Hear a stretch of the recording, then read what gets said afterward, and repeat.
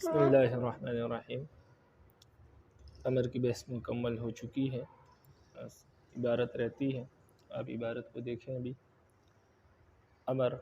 خاص کی تیسری قسم امر ہے۔ امر وہ لفظ ہے جس کے ذریعے سے جزم کے ساتھ یعنی تاکید کے ساتھ کسی چیز کا مطالبہ کیا جائے، چاہے صیغہ امر سے ہو، جیسے اقیم الدین سورہ شورى آیت نمبر 13، دین کو قائم کرے، یا جملہ خبریہ ہو لیکن مقصود مطالبہ ہو، جیسے والوالدات یرضعن اولادہن حولین کاملین، مائیں اپنی اولاد کو 2 سال تک دودھ پلائے، سورہ بقرہ آیت نمبر 233۔ امر اصل میں وجوب کو بتلانے کے لیے آتا ہے، یعنی امر ہمیں یہ خبر دیتا ہے کہ یہ کام واجب ہے، سوائے اس کے کہ کوئی قرینہ موجود ہو جس کا تقاضا ہو کہ یہاں امر سے وجوب کا معنی مراد نہ لیا جائے۔ ایسی صورت میں اباحت یا استحباب کے معنی میں بھی ہو جاتا ہے، یعنی امر ایسی صورت میں استحباب یا اباحت کے معنی میں بھی آتا ہے، جیسے کلو واشربو سورہ اعراف آیت نمبر 31، کھاؤ پیو۔ کھانا پینا طبعی افعال ہے جن سے انسان مستغنی نہیں ہو سکتا، ایسی طبعی ضرورتوں کو واجب قرار دینا بے معنی ہے۔ یہ اس بات کا قرینہ ہے کہ یہاں امر وجوب کے لیے نہیں ہے۔ اسی طرح ارشاد ہے وَإِذَا حَلَلْتُمْ فَاصْطَادُوا، جب تم حلال ہو جاؤ، یعنی حاجیوں کو خطاب کیا گیا ہے کہ جب تم حلال ہو جاؤ تو شکار کرو، سورہ مائدہ آیت نمبر 2۔ احرام سے پہلے شکار محض مباح ہے نہ کہ واجب ہے۔ یہ اس بات کا قرینہ ہے کہ احرام کھولنے کے بعد بھی شکار مباح ہی رہے گا نہ کہ واجب۔ امر اپنی اصل کے اعتبار سے تکرار کے ساتھ فعل کا مطالبہ نہیں کرتا، جیسے قرآن کا ارشاد ہے وَإِذَا تَدَايَنْتُمْ بِدَيْنٍ إِلَىٰ أَجَلٍ مُّسَمًّى فَاكْتُبُوهُ، جب تم ادار کا معاملہ کرو ایک وقت مقررہ تک تو اس کو لکھ لو، سورہ بقرہ آیت نمبر 282۔ یہاں دین کو لکھنے کا امر ہے، اس کا تقاضا یہ نہیں ہے کہ ایک ہی معاملے کو بار بار زیر تحریر لایا جائے،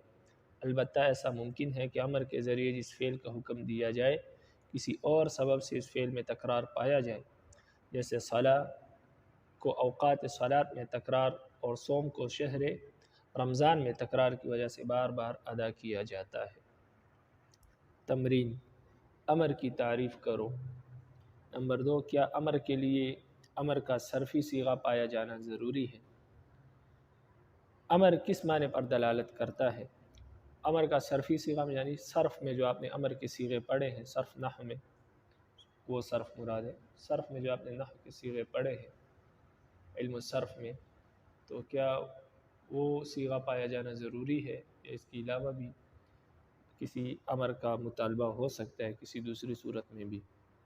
نمبر 3، امر کس معنی پر دلالت کرتا ہے؟ نمبر 4، امر کے ذریعے جس بات کا حکم دیا جائے کیا وہ اس میں تکرار کا تقاضا کرتا ہے یا نہیں؟ نہیں وہ لفظ خاص ہے جس میں کسی فعل سے تاکید کے ساتھ روکا گیا ہو، یعنی کسی فعل سے تاکید کے ساتھ روکا گیا ہو قرآن و حدیث میں تو اس کو نہیں کہتے ہیں۔ اب بعض اوقات اس کی 5 صورتیں ہیں۔ بعض اوقات قرآن اور حدیث میں کسی کام سے روکا جاتا ہے نہیں کا صیغہ استعمال کر کے، یعنی فعل نہیں کا صیغہ استعمال ہوتا ہے اور کسی کام سے روکا جاتا ہے۔ اس کی مثال سورہ بقرہ آیت نمبر 188 میں رب العالمین فرماتے وَلَا تَأْكُلُوا أَمْوَالَكُمْ بَيْنَكُمْ بِالْبَاطِلِ، اپنے مالوں کو باطل طریقے سے نہ کھاؤ۔ یہاں اکل یأکل سے فعل امر، فعل نہیں، جمع مذکر حاضر فعل نہیں کا صیغہ وَلَا تَأْكُلُوا استعمال کیا ہے کہ نہ کھاؤ اپنے مالوں کو باطل طریقے سے۔ تو یہاں باطل طریقے سے مال کھانے سے روکا گیا ہے، یہاں باطل طریقے کے ساتھ مال کھانے سے مسلمان کو روکا گیا ہے، لیکن نہیں کے صیغے کے استعمال کے ساتھ۔ اسی طرح بعض اوقات نہیں کا لفظ استعمال کر کے کسی کام سے روکا جاتا ہے قرآن اور حدیث میں، جیسے سورہ نحل آیت نمبر 90 میں رب العالمین فرماتے ہیں وَيَنْهَى عَنِ الْفَحْشَاءِ وَالْمُنْكَرِ وَالْبَغْيِ، رب العالمین آپ کو منع کرتے ہیں بے حیائی سے، والمنکر بری باتوں سے، والبغی اور سرکشی سے۔ یہاں پر بھی رب العالمین نے انسان کو روکا ہے ان 3 کاموں سے، لیکن نہیں کا لفظ استعمال کیا، ینہا، نہیں کا صیغہ استعمال نہیں کیا۔ تیسری صورت جب کسی کام سے روکا جائے قرآن اور حدیث میں، نہیں کی جائے، اس کی تیسری صورت یہ ہے کہ امر کا صیغہ استعمال کر کے کسی کام سے روکا جائے، جیسے قرآن مجید کی آیت ہے وَذَرُوا الْبَيْعَ، پوری آیت ہے وَإِذَا نُودِيَ إِلَى الصَّلَاةِ مِنْ يَوْمِ الْجُمُعَةِ فَاسْعَوْا إِلَى ذِكْرِ اللَّهِ وَذَرُوا الْبَيْعَ، سورہ جمعہ آیت نمبر 9، کہ جب جمعے کے دن نماز کے لیے بلایا جائے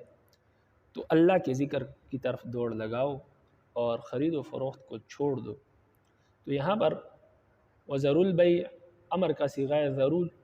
فعل امر جمع مذکر حاضر فعل امر کا صیغہ ہے، لیکن معنی ہے اس کا کہ چھوڑ دینا۔ تو یہاں پر یہ رب العالمین نے امر کا صیغہ استعمال کر کے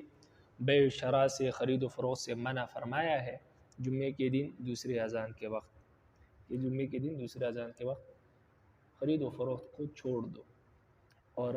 یہ منع کیا گیا ہے امر کے صیغے کے ساتھ، وَذَرُوا امر کا صیغہ ہے۔ چوتھی صورت، قرآن و حدیث میں بعض اوقات کسی چیز سے نہیں کی جاتی ہے، منع کیا جاتا ہے تحریم کا لفظ استعمال کر کے، یعنی حرام کا لفظ استعمال کر کے، جیسے سورہ مائدہ آیت نمبر 3 میں ہے حرمت علیکم المیتہ، آپ پر مردار کو حرام قرار دیا ہے، یعنی مردار مسلمانوں کے لیے حرام ہے۔ نمبر 5، بعض اوقات کسی کام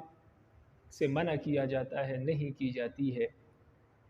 اس صورت میں کہ اس کام سے حلال ہونے کی نفی کی جاتی ہے،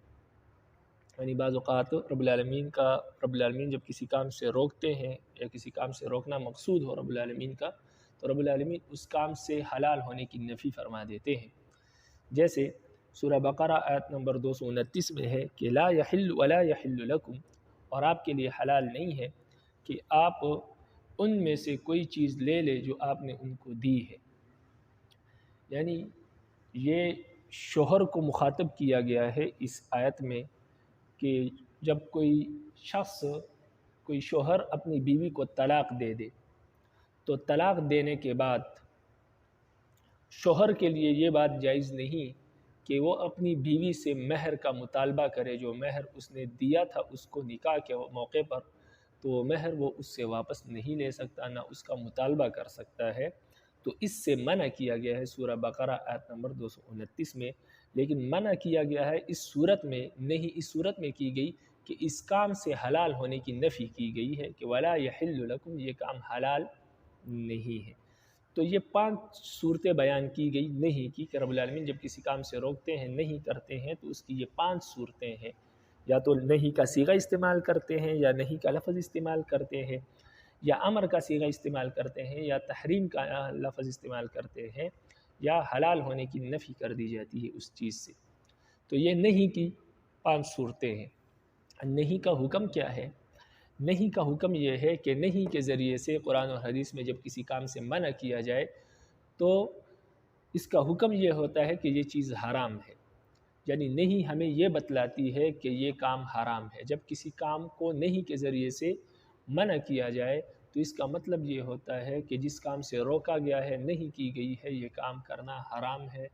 کسی صورت میں جائز نہیں ہے۔ تو یہ جو 5 صورتیں ہم نے بیان کی، ان 5 صورتوں میں آپ دیکھیں کہ پہلی صورت میں فرمایا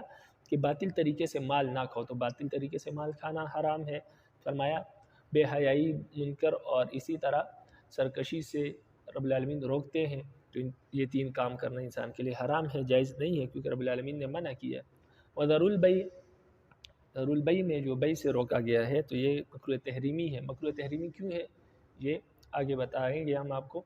یہ یہاں پر قرینہ پایا جا رہا ہے، جو اس بات کا قرینہ ہے کہ جو یہ بتا رہا ہے کہ یہاں پر جو ہے نہیں جو ہے یہ حرام ہونے کے لیے نہیں ہے، بلکہ کراہت کے لیے ہے۔ نمبر 4، جیسے حرمت علیکم المیتہ میں اب میتہ کو حرام قرار دیا گیا ہے، ہاں حرمت کے لفظ سے، تو یعنی نہیں ہے، نہیں بتا رہی ہے کہ یہ مردار کھانا حرام ہے۔ اسی طرح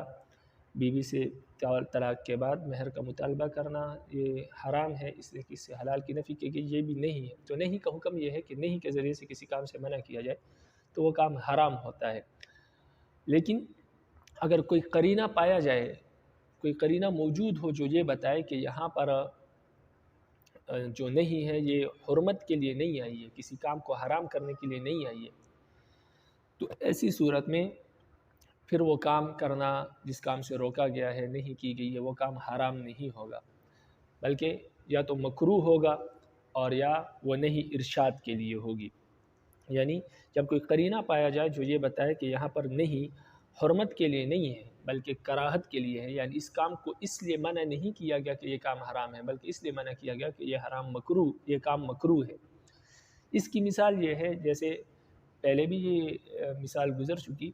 کہ جمعے کے دن جب دوسری اذان ہو جائے تو اس وقت خرید و فروخت کو چھوڑ دو، وَذَرُوا الْبَيْعَ، بیع کو چھوڑ دو اس وقت۔ تو یہاں پر میں نے اوپر بھی آپ کو بتایا کہ یہ بیع خرید و فروخت کرنا جمعے کی دوسری اذان کے وقت یہ مکروہ ہے، حرام نہیں ہے۔ مکروہ کیوں ہے؟ اس پر کیا قرینہ ہے کہ یہ مکروہ ہے؟ تو اس کا قرینہ یہ ہے کہ اس بیع میں خود کوئی خرابی موجود نہیں ہے، یعنی خرید و فروخت جائز ہے، خرید و فروخت میں تو کوئی خرابی نہیں آئی ہے، یعنی وہ دکاندار اس وقت کوئی حرام چیز نہیں بیچ رہا، لیکن اس بیع خرید و فروخت سے جو منع کیا گیا ہے، اس میں جو خرابی آئی ہے وہ ایک خارجی چیز کی وجہ سے آئی ہے۔ وہ خارجی چیز یہ ہے کہ جمعے کی دوسری اذان کے وقت اگر خرید و فروخت کرے گا تو اس سے جمعے کی نماز کی جو جماعت ہے وہ فوت ہو جائے گی، اسی طرح خطبہ اس سے فوت ہو جائے گا۔ تو ایسی صورت میں اس کو چاہیے کہ جماعت کے ساتھ نماز پڑھے، جمعے کا خطبہ سنے، خرید و فروخت میں مشغول نہ ہو، کیونکہ اس سے یہ نقصان ہو جائے گا۔ تو اس نقصان سے بچنے کے لیے اس کو منع کیا گیا ہے خرید و فروخت سے۔ بہرحال خرید و فروخت میں کوئی خرابی موجود نہیں ہے، صرف اس وجہ سے اس کو منع کیا ہے۔ جب اس وجہ سے شخص کو، مسلمان کو منع کیا ہے جمعے کی دوسری اذان کو خرید و فروخت سے، باقی بیع و شرع میں خود کوئی خرابی نہیں ہے، تو اس وجہ سے ہم یہ نہیں کہتے کہ بیع و شرع اس وقت کرنا حرام ہے، کیونکہ اگر ہم حرام کہیں تو اس کا مطلب یہ ہے کہ بیع ہی ٹھیک نہیں ہے، بیع میں کوئی خرابی ہے، لیکن یہاں پر بیع میں کوئی خرابی موجود نہیں ہے، خرید و فروخت میں کوئی خرابی موجود نہیں، بلکہ اس کی وجہ سے جماعت رہ جائے گی یا خطبہ رہ جائے گا، اس وجہ سے اس بیع سے روکا گیا۔ تو ہم کہتے ہیں کہ جب بیع میں خرابی موجود نہیں ہے، کسی دوسری وجہ سے اس کو روکا گیا، تو یہ بیع خود تو جائز ہے، لیکن یہ دوسری چیز کی وجہ سے، کسی دوسرے وصف کی وجہ سے، جس وجہ سے اس کو منع کیا گیا، اس وجہ سے یہ بیع کیا ہے؟ مکروہ ہے، حرام نہیں۔ اسی طرح ارشاد کے لیے بھی بعض اوقات یہ نہیں کی جاتی ہے۔ ارشاد کا مطلب یہ ہے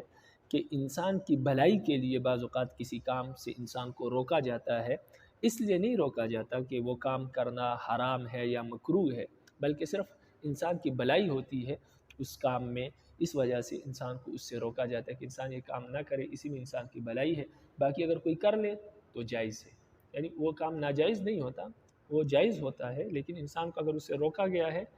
تو صرف اس لیے کہ انسان کی بھلائی ہے اس میں کہ انسان اس کو نہ کرے، اگر کر لے تو جائز ہے،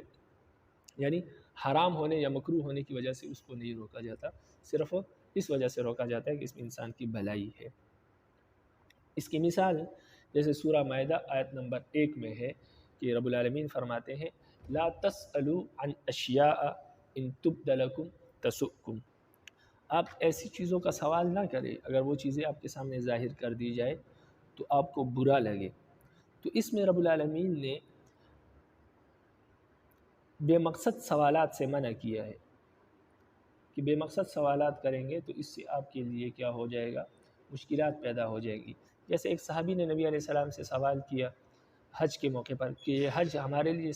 زندگی میں ایک مرتبہ کرنا ضروری ہے یا ہر سال کرنا؟ تو اب اس سوال کرنے کی ضرورت نہیں تھی،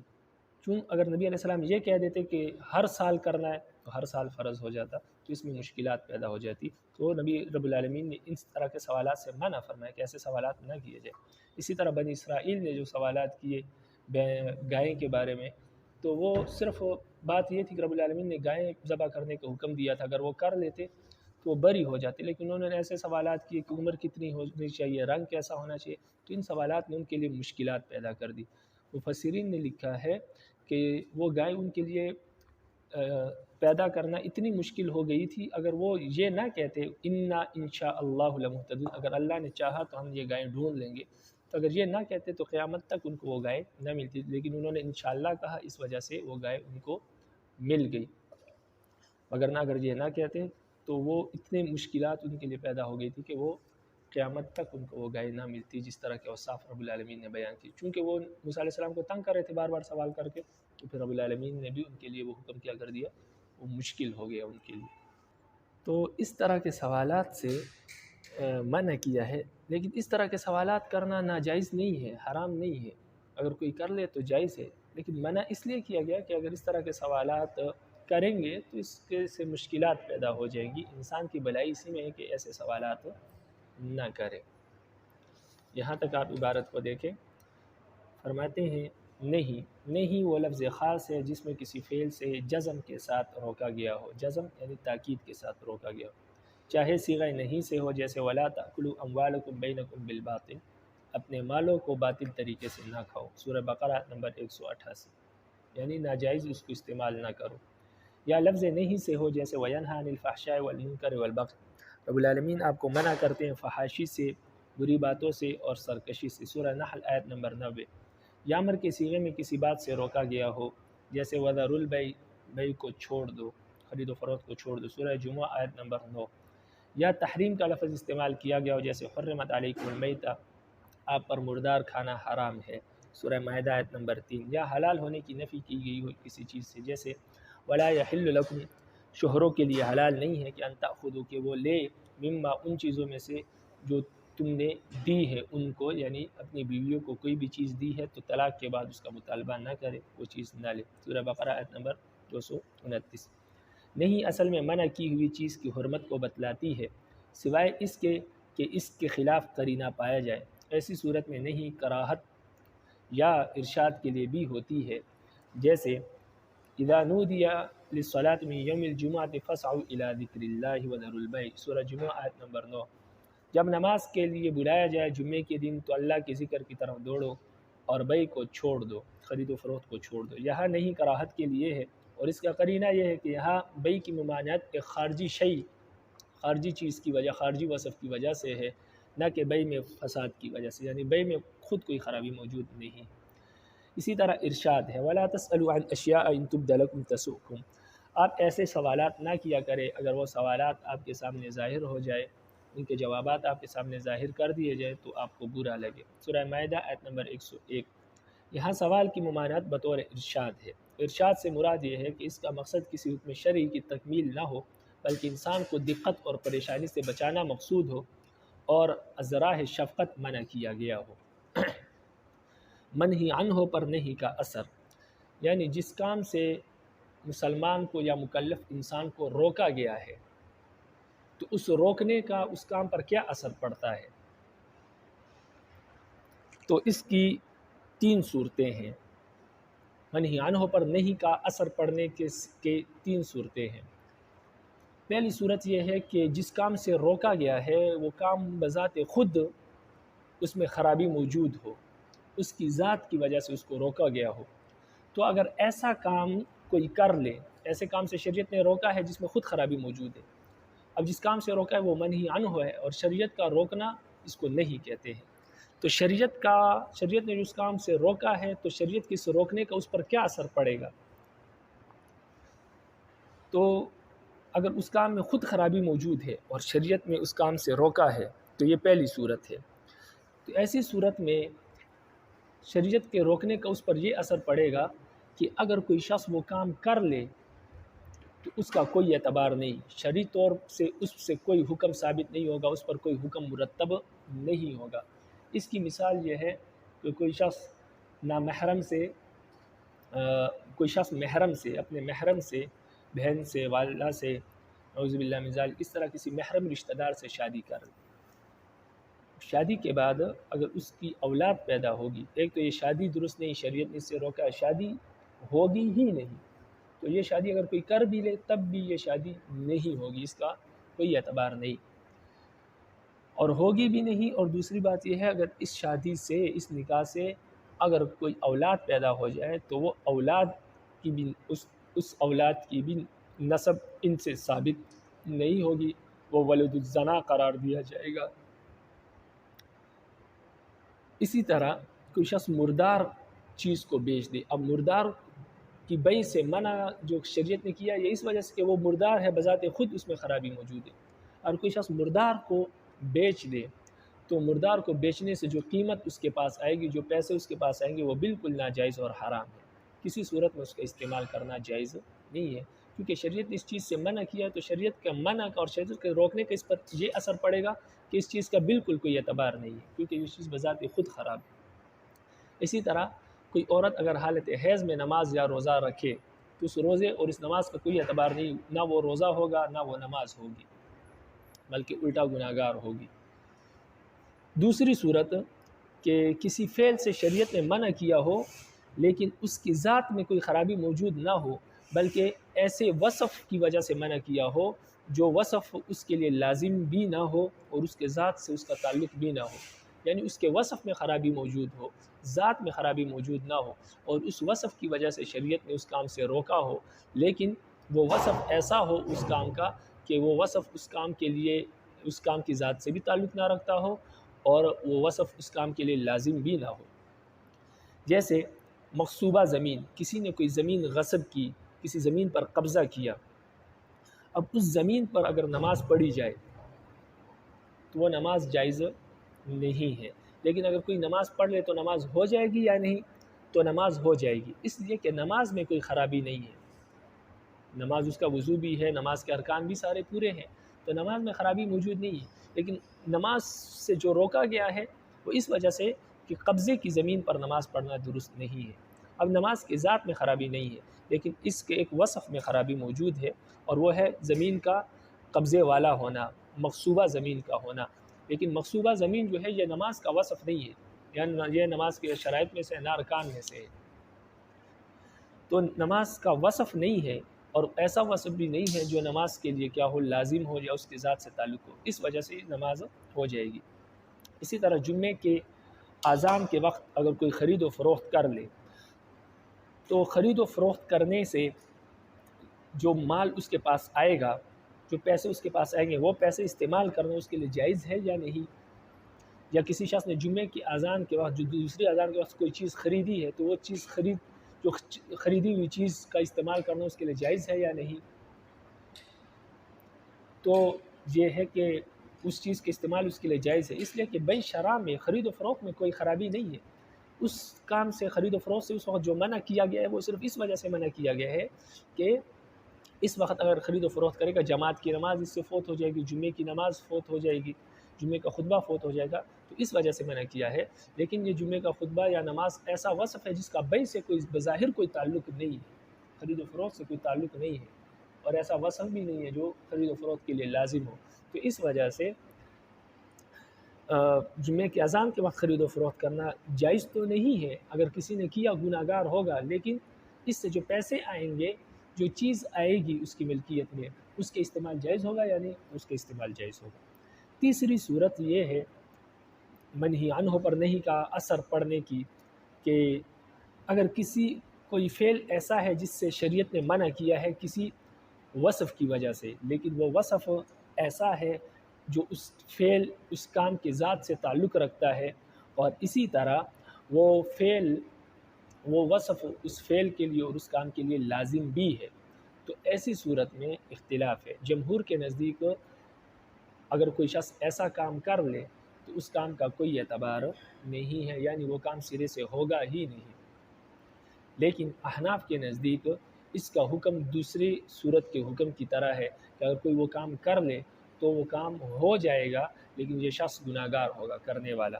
اس کی مثال یہ ہے جیسے عید الفطر کے دن کوئی شخص روزہ رکھے، اب روزے میں کوئی خرابی موجود نہیں، عید الفطر کے دن کسی نے قضا روزہ رکھا نماز کا، رمضان کا قضا روزہ رکھا کسی نے عید الفطر کے دن، اب روزے میں کوئی خرابی موجود نہیں ہے، روزہ تو ٹھیک ہے اس نے رکھا ہے، بالکل سحری بھی کی ہے اور روزے سے بھی ہے، لیکن عید کے دن جو روزہ رکھا ہے تو عید کا دن اللہ کی طرف سے مہمان نوازی کا دن ہے، گویا اس نے اللہ کی مہمان نوازی کو ٹھکرا دیا، تو اس مہمان نوازی کی وجہ سے اللہ کی مہمان نوازی کی وجہ سے عید کے دن روزہ رکھنے سے منع کیا گیا ہے۔ اور کہا گیا کہ عید کے دن شیطان کا روزہ ہوتا ہے۔ اب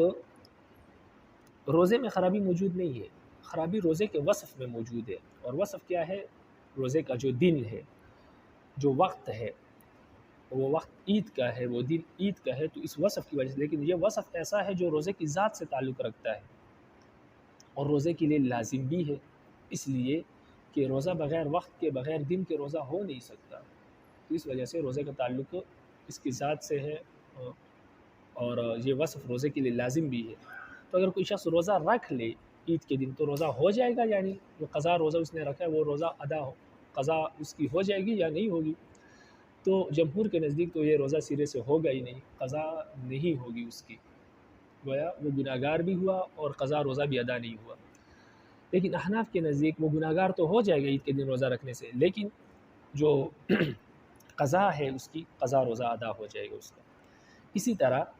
دوسری مثال اس کی ہے کہ شرط فاسد کے ساتھ کسی نے بیع کی، کسی نے کہا کہ یہ کتاب میں آپ کو بیچتا ہوں، لیکن شرط یہ ہے کہ یہ کتاب بیچنے کے بعد بھی 1 مہینہ میں اس کو استعمال کروں گا، تو یہ بیع، یہ شرط فاسد ہے، یعنی کوئی چیز بیچنے کے بعد 1 مہینے کے استعمال کی جو شرط ہے یہ شرط فاسد ہے، اس کی وجہ سے یہ بیع فاسد ہے۔ بیع میں اور کوئی خرابی موجود نہیں ہے، لیکن اس وصف کی وجہ سے، اس شرط کی وجہ سے بیع میں کیا آ گیا؟ فساد آ گیا اور خرابی آ گئی، اس وجہ سے اس بیع کو فاسد کہتے ہیں۔ لیکن یہ شرط ایسی ہے، یہ وصف ایسا ہے جو بیع کے لیے لازم بھی ہے اور اس کے ذات سے تعلق بھی ہے۔ لازم کیوں ہے؟ لازم اس لیے ہے کہ اس نے یہ شرط لگائی ہے کہ اس شرط کے ساتھ بیع کروں گا کہ یہ 1 مہینہ مجھے استعمال کی اجازت ہوگی، یعنی وہ اس پر راضی نہیں ہے کہ اگر آپ مجھے استعمال کی اجازت نہیں دیں گے تو اس کا مطلب یہ ہے کہ پھر میں اس بیع پر راضی نہیں ہوں، تو اس کا مطلب یہ ہوا کہ یہ بیع جو ہے، یہ شرط جو ہے اس بیع کے لیے کیا ہے؟ لازم ہے۔ اب اس وجہ سے جب لازم ہے تو ہمارے نزدیک اگر کسی نے بیع فاسد کی تو اس سے جو پیسے آئیں گے ہمارے نزدیک اس کے استعمال جائز ہے، حالانکہ بیع فاسد کرنے سے گناہگار ہوگا، حکم یہ ہے کہ بیع فاسد کو توڑ دے، لیکن اگر نہیں توڑا اور پیسے قبضے میں لے لیے تو پیسے کا استعمال جائز ہے اور اس شخص کے لیے کتاب کا استعمال جائز ہے۔ لیکن جمہور کے نزدیک بیع فاسد سے سرے سے اس سے ملکیت ثابت ہی نہیں ہوگی، یعنی ان پیسوں کا استعمال جائز ہی نہیں ہوگا جو بیع فاسد کے ذریعے سے اس کے پاس آئے ہیں، بیچنے والے کے پاس آئے ہیں۔ اب آپ عبارت کو دیکھیں، فرماتے ہیں منہی عنہ پر نہیں کا اثر، منہی عنہ پر نہیں کا کیا اثر پڑے گا؟ اس لحاظ سے نہیں کی 3 قسمیں ہیں۔ اول یہ کہ کسی فعل سے بذات خود منع کیا گیا ہو، جیسے محرم سے نکاح،